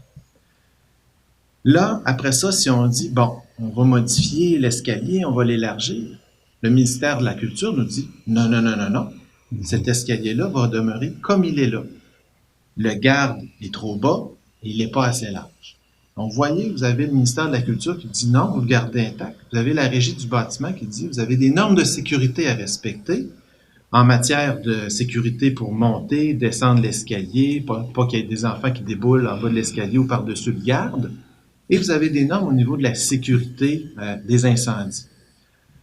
Donc, le constat, qui n'est pas fait de gaieté de cœur nécessairement, c'était celui de le garder patrimonial et de, oui, procéder à l'installation d'un escalier à l'arrière réglementaire, mais qui nous permet de conserver cet escalier patrimonial-là en place, figuratif si on veut, mais non utilisé parce que non conforme aux normes. Parce qu'évidemment, vous savez, c'est un bâtiment qui va être ouvert au public, aux citoyens, et les inspecteurs en bâtiment peuvent venir quand ils veulent. Alors, s'il arrive, l'escalier est non conforme, la municipalité va devoir fermer le bâtiment, on va avoir une amende. Donc, c'est les raisons pour lesquelles, pas nécessairement de gaieté de cœur. Je vous le dis, la première approche qu'on a eue, c'était évidemment de le mettre de l'utiliser, de le mettre en valeur et de le rendre conforme à tous égards. Malheureusement, pour les éléments que je vous ai mentionnés, c'est pas possible de le faire parce que on a des intervenants qui ont des orientations différentes et polarisées par rapport à cet escalier-là, soit le ministère de la Culture puis la Régie du bâtiment. Donc, c'est la raison pour laquelle on est arrivé à dire, l'escalier arrière en 2 paliers va prendre une empreinte au sol moindre, ne déguisera pas trop le bâtiment parce qu'il va être à l'arrière, va être conforme au code du bâtiment qui va permettre aux gens du 2e de se diriger précipitamment à l'extérieur et donc d'avoir cet escalier en avant-là qui fait que lorsqu'on rentre dans le bâtiment, on a encore une ouverture sur l'ensemble des espaces qui sont disponibles pour garder l'aspect de grandeur du bâtiment aussi au rez-de-chaussée, l'ouverture. Alors, Julien, je t'entends bien. J'entends également qu'un escalier qui part du 2e pour que les gens en toute sécurité puissent sortir doivent avoir directement accès à l'extérieur. Oui. Ton escalier en arrière, elle donne pas accès directement à l'extérieur. J'ai pas le plan devant moi, là, mais normalement, oui. Il y a une porte justement là. Sur le plan que j'ai vu, il n'y avait pas ça. Mais il y a une porte. Oui. Non, oui, l'escalier arrière est emmuré. Oui. Ah, c'est pas les plans qu'on a vus pantoute. Ça là, était pas emmuré pantoute. Elle est emmurée parce que, évidemment, s'il y a un feu au rez-de-chaussée, ce qu'on veut éviter, c'est qu'il se propage fumée et évidemment feu au 2e étage pour avoir un temps de réaction. Puis, évidemment, en priorité, protéger les occupants qui sont à l'intérieur du bâtiment jusqu'à ce qu'ils aient évacué le bâtiment. Donc, c'est pas un choix de l'emmurer. Puis, quand on parle de mettre un mur en verre, tout ça, là, on parle de verre broché. C'est une technologie différente. Il faut gicler le verre broché aussi. Donc, on met des coûts de façon très, très importante là, pour des stratégies comme ça. Donc, la stratégie qui a été retenue, c'est une stratégie pour plaire à tout le monde en respectant le norme école, mais aussi à des coûts qui sont relativement raisonnables. Hein. Parce que vous savez, par exemple, au 2e étage, au départ, on avait regardé pour faire une grande salle, une salle communautaire. Ça, ce que ça leur exigeait par le nombre de personnes présentes, c'est que l'ensemble du bâtiment soit giclé. Alors, qui dit giclé, dit nouveau puits de capacité suffisante au débit des gicleurs présents et toute la tuyauterie qui en découle, et voilà, et voilà. Donc, finalement, on a mis des bureaux avec un nombre de personnes limité, cloisonné, pour se limiter à un gyps double coupe-feu au plafond du rez-de-chaussée qui répondait à la norme sans pour autant là, engendrer des frais là, très élevés pour le giclage. OK. En tout cas, je maintiens qu'on devrait avoir un accès au 2e étage autrement que par un escalier comme ça. Je ne sais pas si vous aviez pensé que vous pourriez faire quelque chose, mais ça va prendre un escalier pareil pour que les gens puissent descendre en cas d'urgence. Oui, c'est ça que vous voulez dire. L'escalier doit être là. Ça veut dire que pour aller d'en haut en bas, tu sors dehors pour prendre? Non, il est emmuré qui mène jusqu'à là? Il est emmuré, mais qui mène jusqu'à dehors, mais si tu es à l'intérieur, tu peux monter. C'est simplement que la porte, si tu descends, elle ne permet pas de... OK, il y a une porte en bas. Oui. Oui. Non. Il y a une porte intérieure, puis il y a une sortie de secours. En bon français, une push-bar. Une push-bar, oui. Qui permet, comme celle-ci, qui permet de sortir. Mais lorsqu'on est à l'intérieur, on peut monter en haut sans problème. Ce qui aurait pu nous aider à mieux comprendre tout ça, là, ça aurait été d'avoir des plans en 3 dimensions qui nous auraient montré si on est à telle place, ça se passe comme ça. On voit ça. Il y a beaucoup de gens, beaucoup de bureaux d'architectes qui font ça, là. Nos bureaux d'architectes n'ont pas l'air d'être équipés pour ça. Je comprends pas, là, tu sais. Ce que tu nous dis là, on n'a pas consciemment vu ça sur les plans qu'on a vus, pas en tout, là. Tu sais. Je l'entends. Puis ça serait bon que si ce n'est pas fait, que ce soit fait, parce que on va en reparler de ça. Vous allez représenter ça aux gens pour en parler, je ne sais pas de quelle façon. Ça va causer d'autres coûts aussi, M. Savard. Là. Comme ça, on peut s'asseoir avec vous et expliquer la façon que c'est organisé. Moi, je trouve que c'est vraiment clair la façon que On avait organisé les espaces, là. Comme ça, là, on peut s'asseoir avec vous et expliquer comme il faut, là, si vous voulez. Ben, je suis encore sur l'idée qu'on paye cher pour pas grand-chose. Ça me chicote un petit peu, là. Tu sais, on puis, essaie de faire le mieux possible, là, que tout le monde est content, puis on est un bon oui, mais, un bâtiment pour que tout le monde veut aller. c'est pas les architectes. C'est ça, mais nous, on Les architectes qu'on doit contenter, c'est les citoyens de Saint-Laurent. On a travaillé très, très fort avec les architectes pour dire qu'on voulait ci, on voulait ça. Et puis, c'est ça, comme ça, ils sont changés. Puis, je pense que c'est la meilleure façon qu'on peut s'organiser avec ce bâtiment-là. Moi, je suis toujours pas content de ce que j'ai vu à date. Là. Ce que j'ai entendu, ça a plus d'allure pas mal que ce que j'ai vu. J'aurais aimé ça voir ce que j'ai entendu. Et on devrait s'organiser pour qu'on puisse le voir. Sans qu'il y ait des coûts additionnels, là, faites-les travailler pour le prix qu'on les paye, vos architectes, là, aussi. Là, je veux dire, faites pas juste faire des chèques sans rien demander. T'sais. Je sais pas, là, mais moi, je trouve qu'on paye cher pas grand-chose. Excusez-moi. Est-ce qu'il y a d'autres questions? Ben oui, moi, je vous en ai parlé la dernière fois que je suis venue, je vous ai parlé de ça, d'avoir ça en 3D. Ça va éviter une tonne d'erreurs. Une tonne d'erreurs de faire ça en 3D. C'est un autre monde, c'est autre chose complètement. Puis, il devrait, vraiment, là, vous devez l'exiger. Il n'y a pas une question, c'est pas une question de coût. Ils sont supposés être équipés pour ça, là. C'est pas des architectes résidentiels, c'est des architectes commerciaux, là, ça.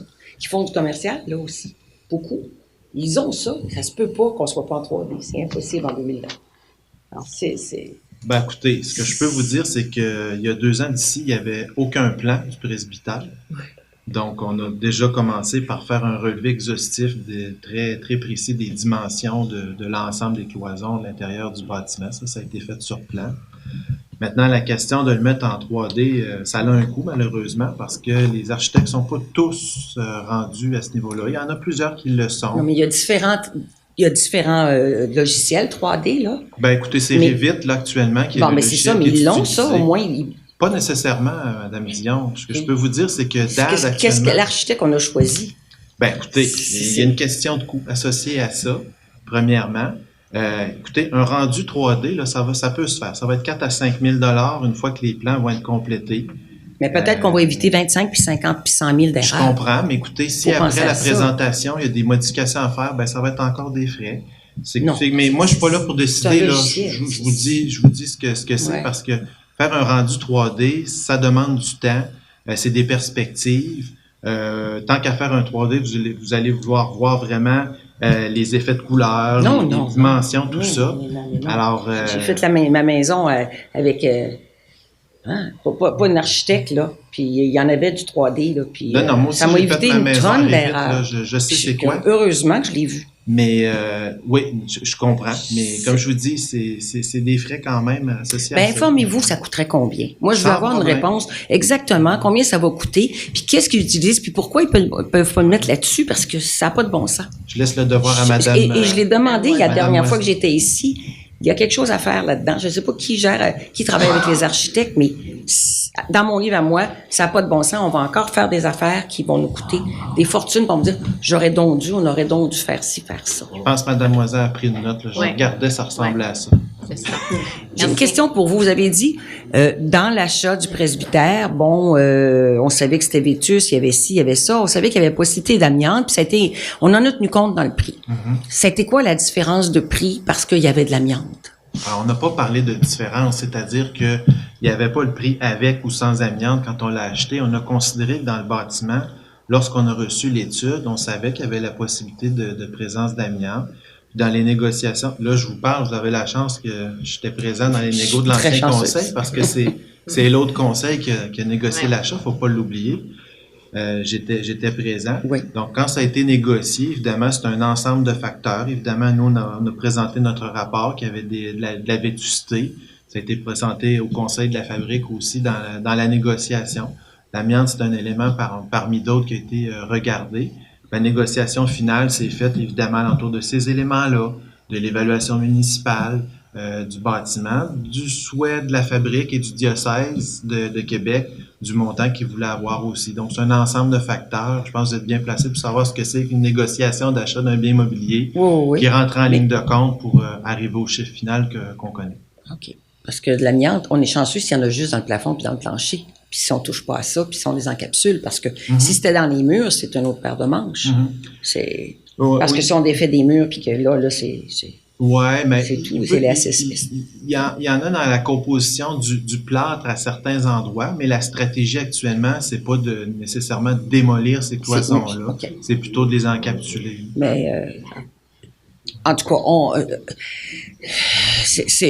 peut penser qu'il peut y avoir bien des problèmes parce que la journée qu'ils vont découvrir ça d'amiante dans un mur, ils arrêtent les travaux, ils appellent si ça rentre, c'est les compagnies qui rentrent pour la décontamination, c'est une fortune. Je suis très au fait, mais les tests ont été faits, comme je vous dis, par la firme Poirier-Pinchin, Gesphare Poirier-Pinchin, au niveau des tests. Donc, il y a des prélèvements qui ont été faits à différents endroits. Tout à fait. Tout a été documenté. Il y a un rapport de fait là-dessus qui a été remis aux professionnels. Qui a été remis aux professionnels? Aux architectes, aux ingénieurs. OK. Puis la Ville en a une copie aussi? Oui. On a une copie. Oui.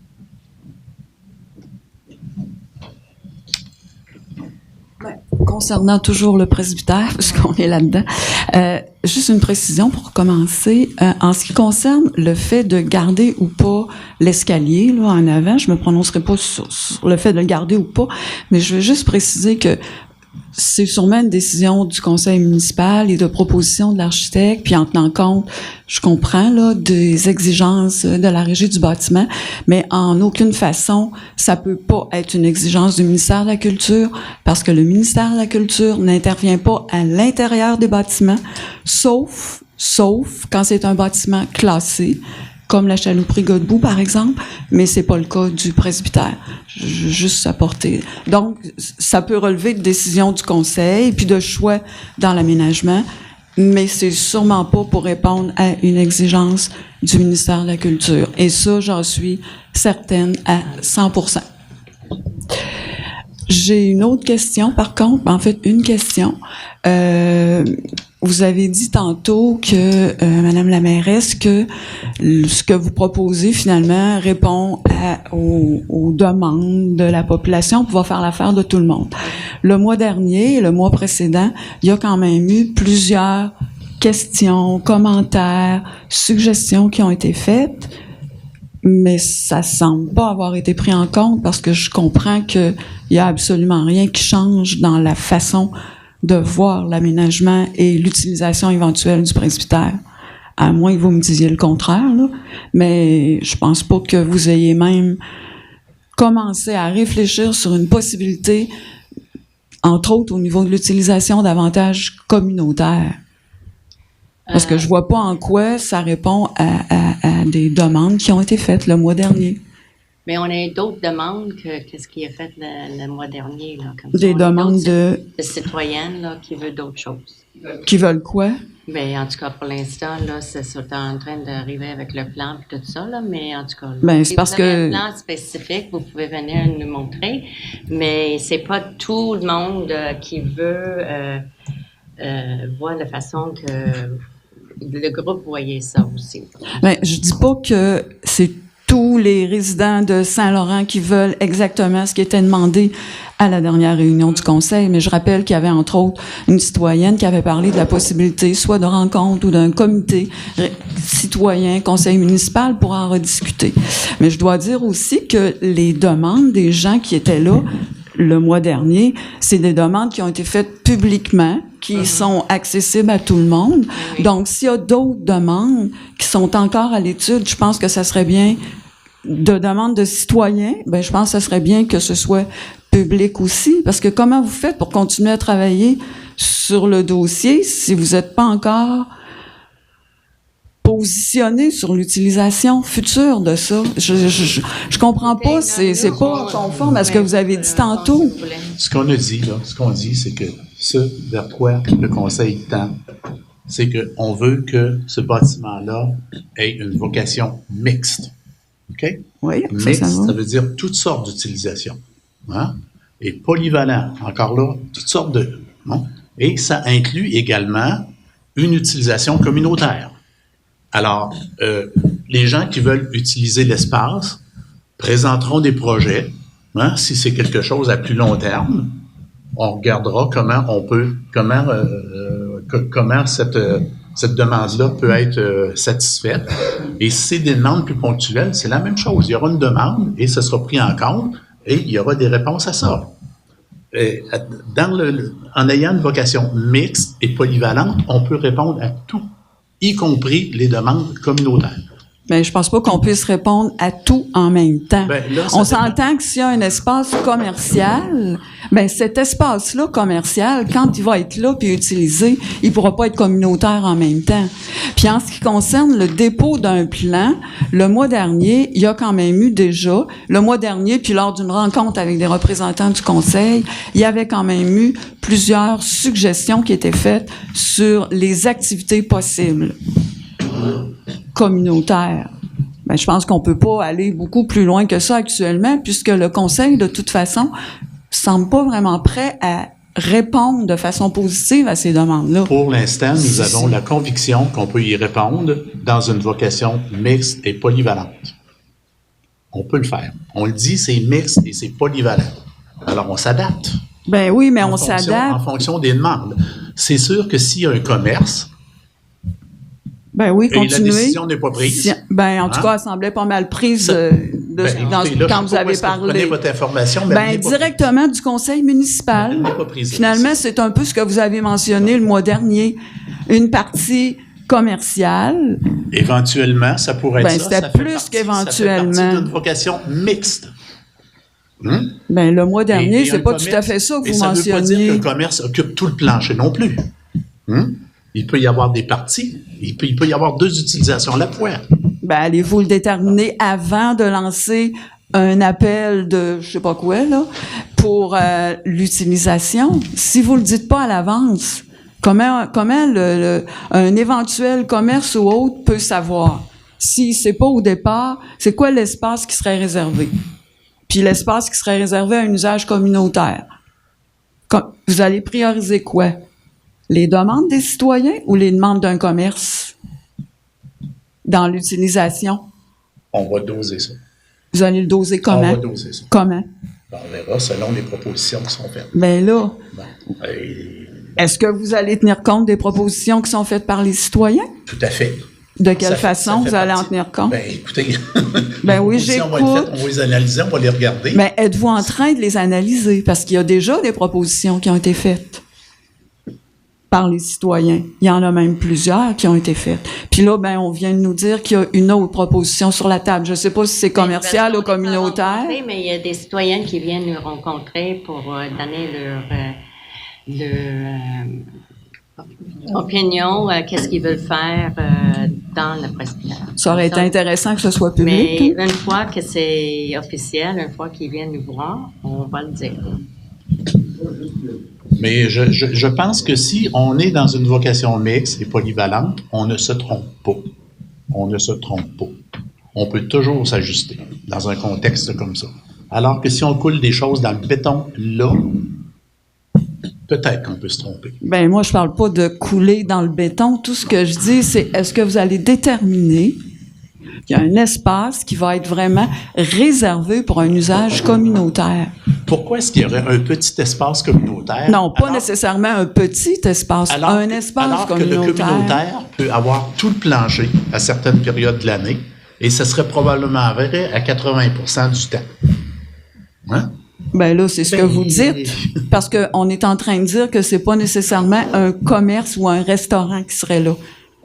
Fait que ça peut être quelque chose qui serait ouvert toute l'année aussi, là. Ben quoi, il y en a des commerces qui sont ouverts toute l'année? Ben écoutez, moi je comprends pas trop. Il n'y a pas de... Moi, la réponse que M. Godbout apporte, j'aimerais quand même lui donner ma perspective, là. C'est que quand on parle d'occupation de l'espace mixte, il ne faut pas une incompatibilité qu'il y ait une dimension, c'est pas moi, plus commerciale avec le communautaire. Si le communautaire occupe 80% de tout l'espace du presbytère sur 12 mois, il n'y en a même pas moins qu'une municipalité ouvre quand même offre aux citoyens d'occuper un grand espace. C'est de voir, mais moi, ce que j'ai désiré, j'ai exprimé au dernier conseil, c'est qu'il y ait un dialogue. Il faut qu'il y ait que le communautaire, que les gens qui représentent le communautaire puissent venir nous présenter des projets qui vont faire en sorte que le communautaire va avoir un sens. Mais si le communautaire, c'est 5 personnes, si le communautaire ne fonctionne pas, faut pas non plus que ça soit aberrant. C'est pas parce que, comme concept, comme principe, que le communautaire ait du sens aussi. Alors, moi, ce que je désire, c'est ça, c'est de voir jusqu'à quel point le communautaire, oui, il veut l'occuper, OK, puis même s'il l'occupait, jusqu'à quel point conjointement avec une autre activité mixte, puis que je sais pas, parlons de commerce, parlons d'autres choses, je sais pas, moi, ça peut être, je sais pas, mais ça peut être un troupe de théâtre, ça peut être, je sais pas, une école, une raison éducative, comment-tu, là? Ça peut pas nécessairement quelque chose mais jusqu'à quel point il n'y a pas un dialogue à établir là-dedans, puis de voir comment le communautaire se positionne. Moi, c'est ça que je désirais. Je désirais qu'on puisse en savoir un peu plus, puis que nous autres, on vous en livre un peu plus sur aussi les autres demandes des citoyens. Les autres façons de voir que les citoyens expriment également, c'est ce que Mme la mairesse a exprimé tout à l'heure en disant qu'il y a des citoyens qui s'adressent à nous, puis qui voient que nécessairement il y aurait peut-être un potentiel pour la municipalité d'aller chercher des sous. Ben, c'est vrai. Faut pas se fermer les yeux. Mais en même temps, faut écouter ça aussi. Voilà. Je vais revenir sur mon intervention tout à l'heure suite aux commentaires que j'entends. On pourrait faire ci, ça pourrait être fait de même. On pourrait mix commercial, tout encore des pourraits puis s'adapter, tout ça. Ma question est simple. Présentement, on fait des études, on fait travailler des architectes, on fait travailler des gens pour aménager un bâtiment. De quelle façon l'aménagement qui est en train de se dessiner va être capable de répondre aux demandes si on n'est pas capable de les mettre sur la table? Drette là, c'est ça qu'on veut faire. Ça, c'était mon point. Fait que pensez que, présentement, ce que j'entends, c'est si tout ici, des pourraient, on va s'adapter, il faut discuter, mais en même temps, il y a des gens qui travaillent, puis pour travailler sur le bâtiment, qui dépensent l'argent, puis on fait des aménagements, on fait de la plomberie, on fait des puits, on fait des choses. Regardez, l'an passé, vous avez fait la peinture du toit, les châssis, tout ça. Ce bâtiment-là, il est à l'abri. Qu'est-ce qui urge d'aller travailler à l'intérieur puis de sortir des plans si on n'est pas capable de s'entendre au départ? Comment qu'on va aménager cette bâtisse-là? Ça, c'était mon commentaire. Deuxième question, je reviens sur le sentier sur la grève. Ouais. Yvan, tout à l'heure, on a parlé de l'État, des routes, tout ça. Moi aussi, j'ai passé ma jeunesse dans ce coin-là. Puis, on a toujours eu une difficulté, c'était de traverser le ruisseau en face, on va dire, FX-Lachambre. Comment ça va se faire? On allait passer sur le voisin en cachette, puis on y allait. Maintenant, je suis pas sûr que M. Deblois va aimer qu'on fasse ça. Ça, c'est le premier point. Deuxième point, on profite, Saint-Jean, entre le quai, entre l'église, il y a des gens qui passent en bas de l'église, on marche à la grève, Saint-François, c'est fantastique, c'est très beau. Cependant, j'ai entendu qu'il y a bien des résidents qui sont sur le bord de l'eau qui commencent à se plaindre parce qu'il y a toujours du monde qui passe devant.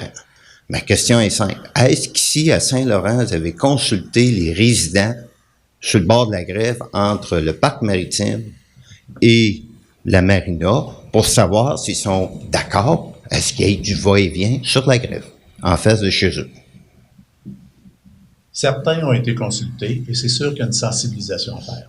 Hein? Le but, c'est pas que les gens s'arrêtent sur le muret et pique-niquer puis jeter leurs déchets sur hein? Ce qu'on veut, à Saint-Laurent actuellement, ce qu'on a comme voie piétonnière, on a un trottoir. Ce qu'on trouverait intéressant, c'est que les gens puissent faire une boucle quelque part.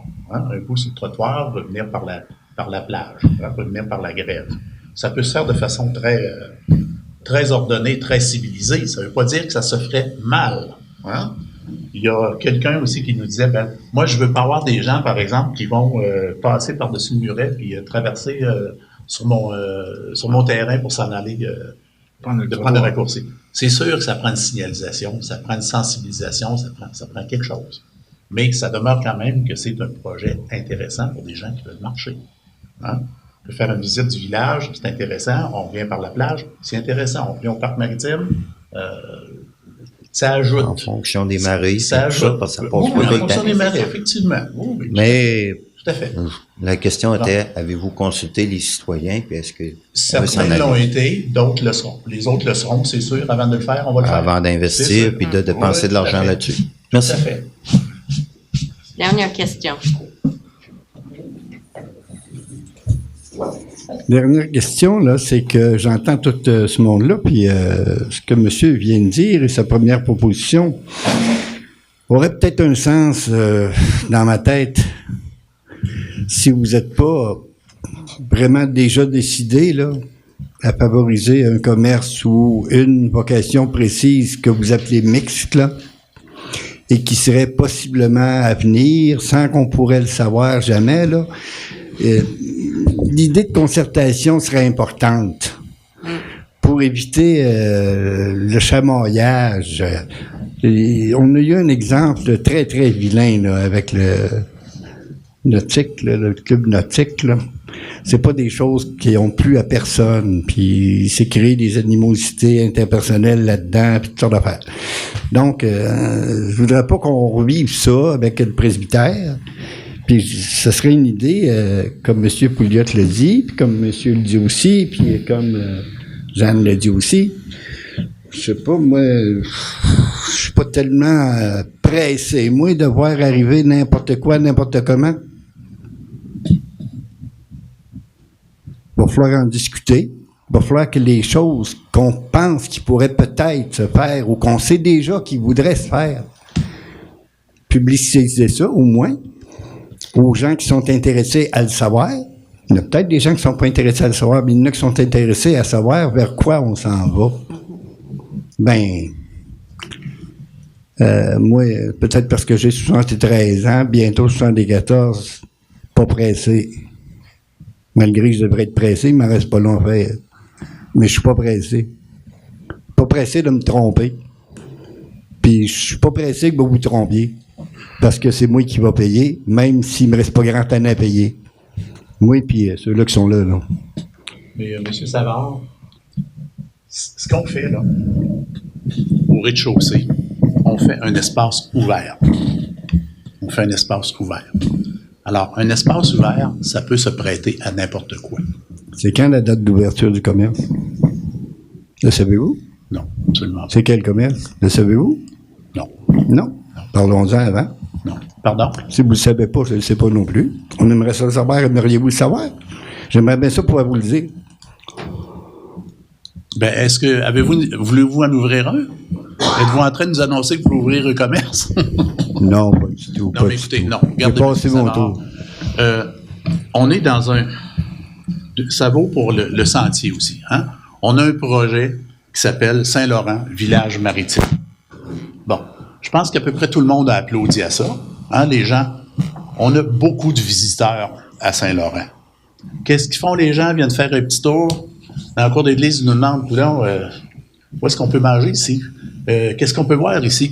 Bon. Et ce bâtiment-là, il est dans le cœur du village. C'est sûr qu'il va attirer du monde. Alors, il faut l'ouvrir, et aux résidents, et aux visiteurs. Il y a culturel aussi, qui est un mot qui n'a pas été prononcé culturel encore. Aussi, là, on parle communautaire et culturel. On parle d'un espace mixte, polyvalent. Il peut servir à n'importe quoi. Voulez-vous organiser de la lutte comme au diamant? On va faire de la lutte. Non, mais non, c'est ça. Êtes-vous prêt? Oui, mais ce que j'essaie de vous dire, c'est que c'est un espace polyvalent et mixte. On peut y faire n'importe quoi. Ce que vous dites, proposez-nous quelque chose, vous nous dites ça, puis vous ne voulez pas nous dire ce que vous avez derrière la tête fondamentalement. Puis qui vous voyez là, puis quelle sorte de commerce vous voyez là. Ouvrez le jeu, travaillez de façon transparente, on va avoir pas mal moins de problèmes. Les gens qui ne travaillent pas de façon transparente ont des problèmes en général. En tout cas, à l'avenir, j'espère que nos politiciens qui ne seront pas transparents vont avoir des problèmes. Puis, merci beaucoup. Là. Mais je ne comprends pas que vous nous disiez qu'on ne fait pas preuve de transparence. On vous dit qu'on va avoir au rez-de-chaussée un espace qui va être vaste, ouvert qui peut servir à toutes sortes de choses. Maintenant, à partir du moment où on a des propositions, on les regarde, puis dans la mesure du possible, on les fait. C'est pas plus compliqué que ça. Oui, mais on peut pas regarder ça tout ensemble. On est des... Mais, à part de vous autres, là, ici, on est tous des innocents. mais, C'est pas ce qu'on vous dit. Absolument pas. mais oubliez pas là, qu'il va y avoir les cuisines communautaires à la presbytère. Comme ça, là, c'est ça. Ça, c'est toujours dit qu'il y a la cuisine communautaire qui va être là parce qu'on a acheté déjà les Au contraire, madame, ça irait mal tout de suite à soir. Parce qu'on a déjà l'argent pour le faire. Il y a des gens qui sont allés chercher de l'argent. Oui, c'est ça. Mais comme ça, on est, c'est ça. Comme ça, là, on... Ça pourra se faire. Mais c'est ça. Mais comme ça, c'est jeudi, là, il y a les cuisines communautaires. Oui, M. Plante. Salut. Juste sur l'emploi d'été, là, celui qui va être sur le service incendie, c'est pourquoi faire? Exactement. Ça, c'est pour vérifier dans les places haut risque. Oui, pour le schéma incendie. Le schéma de couverture de risque contre les incendies. Il y a une obligation de faire une évaluation en premier, en commençant par les fermes, parce que c'est là où il y a des hauts risques. Et puis ensuite, à aller dans des niveaux un petit peu plus bas.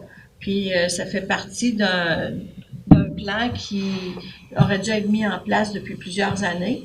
Et ailleurs, dans d'autres municipalités, c'est déjà terminé, mais nous ici... c'est des étudiants qualifiés comme ça, c'est pas n'importe qui. Non, c'est des étudiants dans le domaine de la prévention contre les incendies. Okay. On applique pour ça, là, mais il y a aussi une autre possibilité qu'il y a d'autres personnes qui se sont montrées intéressées, mais c'est toujours une question de coût, là. Okay. Mais c'est vraiment préventionniste. Non, je ne sais pas pourquoi c'est employé là. Si Jeannot a raison, l'escalier, pourquoi vous ne l'ôtez pas, là, ça agrandirait tout simplement? Mais, en tout cas, à moins que ce soit un joyau, là, l'escalier, j'ai déjà vu, puis ça fait des années. L'information, nous, qu'on a eue au tout début, quand on faisait le plan avec ABCP, la firme d'architectes, c'est à l'effet que le ministère de la Culture pouvait intervenir de ce côté-là. Intérieur. Oui. Ça, c'est l'information qu'on a. Moi, je sais que il y a l'autre architecte, Mme Gingras aussi, qui travaille avec nous, qui, elle, a amené l'autre point de le conserver, cet escalier-là, justement à cause de sa beauté. Et de beau, je ne sais pas. De sa valeur patrimoniale. Pas sa beauté, excusez. Pas sa beauté, sa valeur patrimoniale. Et c'est ce qu'on s'est fait dire, nous, même avant la présence de Mme Gingras. OK? C'est dans le temps où on avait les architectes de la compagnie ABCP qui ont fait le PFT. Et c'est à ce moment-là que nous, on nous a mentionné de ne pas toucher à cet escalier-là. Est-ce qu'il y a d'autres personnes qui ont été contactées depuis ce temps-là? Ça, je ne sais pas, mais nous, avant, dans le temps où on a fait le plan fonctionnel et technique. OK, non, à moins que ce soit un joyau. C'était de l'emmurer. Ça n'avait pas de bon sens. Mais je veux dire, à moins que ce soit un joyau, sinon, s'il est bien ordinaire, personne ne va le regarder, puis ça va être plus une nuisance que d'autres choses, je ne sais pas, là. Il y avait la question de conserver l'entrée comme elle était. Comme elle était, aussi. Ouais. OK. Je dois revenir au parc maritime. J'ai été voir le petit cabanon. L'abri permanent? Oui. En bois? Oui. Si on peut l'appeler de même, oui. La cabane, oui. Ouais, OK, c'est beau. En 7, c'est beau. Mais là, j'ai remarqué qu'il y a du chauffage radiant. Je vois venir votre question. Mais pas de mur. Parce que moi, ma maison, si j'ouvre les fenêtres, j'aurais beau chauffer, il fera pas chaud. Fait que là, il va y avoir quelque chose de mis là plus tard ou si c'est... OK, il va y avoir quelque chose plus tard. Oui. OK. Ouais. OK, bon. Ça règle une première question. C'est bon. Deuxièmement, c'est les architectes qui ont choisi pour le plancher ou si c'est vous autres ou si c'est l'architecte? Parce que plancher dans une maison, un plancher de bois franc, ça use. Oui. Un plancher de bois mou dans un site public, à moins que vous mettiez un vernis, je sais pas, l'année prochaine, un vernis de salle d'équille, là, super résistant. Sinon, il fera pas longue vie, certain, là, ça se peut pas, là, un plancher en cèdre, là, ça résiste à la pourriture, mais ça résiste pas à l'usure pantoute, là. Je sais pas, là, mais... Ben, la terrasse qui était là avant est en bois traité, en épinette. En épinette, pas en cèdre. Épinette puis du cèdre, il y a toujours bien une petite différence, là. En termes de dureté, écoutez, je suis pas spécialiste en dureté du bois, là, mais ça reste un bois mou dans les deux cas. pas, un plancher de bois, un plancher de pin dans une maison, il use. Mais vous auriez mis quoi? Je sais pas quoi, là. Je veux une réponse. Peut-être Vous auriez mis quoi? en épinette ou un genre de prélat ou quelque chose qui est résistant. Non? Pourquoi pas? Ben, je sais pas, quelque chose, en tout cas, de plus résistant, là. La céramique? Ben, c'est sûr que ça va coûter cher, mais c'est sûr que ça résisterait, là, mais si vous me dites que ça va résister, ok, là, mais je suis pas sûr d'un plancher de cèdre, là, moi, là, je sais pas, là. Ben, je trouve que c'est une bonne question par rapport à l'esthétique. Moi, d'après moi, il est beau, hein. Je dis Non, pas mais que c'est pas beau, là, mais va-t-il rester beau? Ça, c'est une autre question. Parce que c'est du cèdre, là. C'est dans comme mon- un plancher de pin avant qu'il y avait dans les maisons, là, ça usait terriblement vite, même un plancher de bois franc use. Dans une maison, puis là, c'est un lieu public, ce qui va passer. Faudrait avoir peut-être à moins de mettre un vernis, comme je vous dis, comme Ben, dans les salles de mettre quai, un un vernis revêtement, là. super résistant. Là, OK, là, mais Monsieur sinon... Plante, on va vérifier ça. J'ai On peur va pour- regarder, voir comment on pourrait faire pour le pour protéger. le garder pas beau. dire le plus longtemps. Non, c'est vrai. C'est une bonne Puis, question. Ouais. pour revenir justement à ça, pour pas que vous fassiez la même affaire que le presbytère, parce que j'ai jasé avec quelqu'un que je connais bien qui est un entrepreneur, là. Et moi, quand j'ai vu ça, il me dit, l'entrepreneur s'est mis 100 000 $ dans ses poches. Fait que j'espère que pour le presbytère, vous n'attendrez pas la dernière minute parce qu'ils vont se mettre encore des 100 000. Parce que ça a été soumissionné même trop haut parce que vous avez demandé trop tard, puis c'est sûr qu'il y a personne pour soumissionner à ce temps-là, là, mais il dit qu'il a mis un gros 100 000 dans ses poches facile. Fait que faites pas pareil que le presbytère, là. Mettez-vous 1 an ou 2 d'avance là, pour être sûr qu'on se fasse pas encore rouler là-dessus. Merci. On fait beaucoup d'efforts à la municipalité pour le sentier, le parc maritime, le quai, les sites d'interprétation. On a mis des plans, on embellit vraiment Saint-Laurent. Je reviens sur un petit point, Clara Radoté, mais enfin, vous vous rappelez, il y a quelques mois, Madame Deslauriers, je suis allée à MRC, puis j'ai parlé du calendrier des monstres. Ça a passé comme rien. Le calendrier est sorti. Le calendrier, ils ont même, c'est encore plus tard cette année.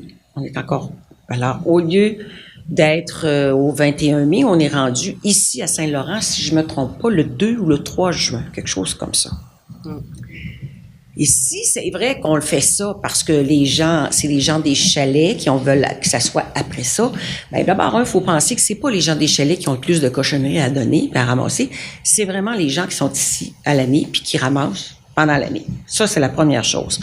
La deuxième chose, ça veut dire aussi que si c'est supposément les gens des chalets, que les gens vont commencer à sortir ça le lundi 18 mai, sinon le 16 et le 17, et qu'on en a pour au moins jusqu'au 3 juin avoir des toilettes, des matelas de toutes les couleurs, des meubles éventrés, et c'est le début de la saison touristique, c'est le début. Là, je le dis aujourd'hui, on est le 12 janvier, 13 janvier. Est-ce que vous pourriez commencer tout de suite à piocher, puis je vais le redire mercredi soir, pour que ça se fasse pas de cette façon-là, que ça soit fait plus tôt que ça. Mais je ne sais pas pourquoi ils ont décidé ça. Notre conseillère qui est en charge de ce dossier-là n'est pas ici ce soir, mais je vais certainement poser les questions mercredi à la conseillère. On essaie d'être beau, tu sais, on essaie d'être beau. Là, on est rendu au 3 juin, 2 ou 3 juin, ça n'a aucun bon sens. Puis vous le savez, j'avais pris des dizaines de photos, vous savez, je les ai imprimées, je vous les ai données à vous, pas au journal, parce que j'étais effrayant, mais je suis capable de tous vous les ressortir pour vous montrer ce que ça avait l'air l'an dernier, ce que ça va avoir l'air cette année, je vais en prendre encore, puis ça va avoir l'air de ça encore, des sous à cochon. Est-ce que nous, ils disent, en plus c'est bien inscrit, vous pouvez les sortir quelques jours d'avance. Quelques jours, la définition de quelques jours n'est pas la même pour tout le monde, elle est très élastique. J'arrête là, mais je vais vous revenir là-dessus, c'est sûr. Parfait. Merci. Une très courte intervention.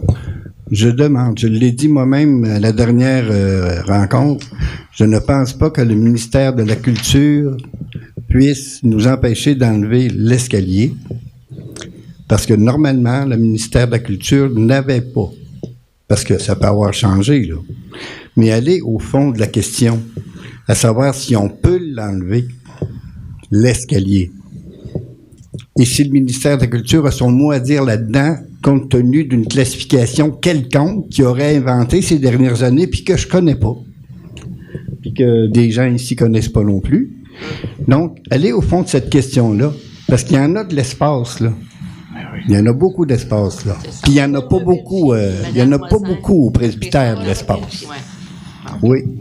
Je vous remercie. J'aimerais ça que la réponse soit rendue publique. Oui, oui. Merci. Si on est en réponse, on va mettre ça à vous. Bon, mais merci beaucoup. Merci.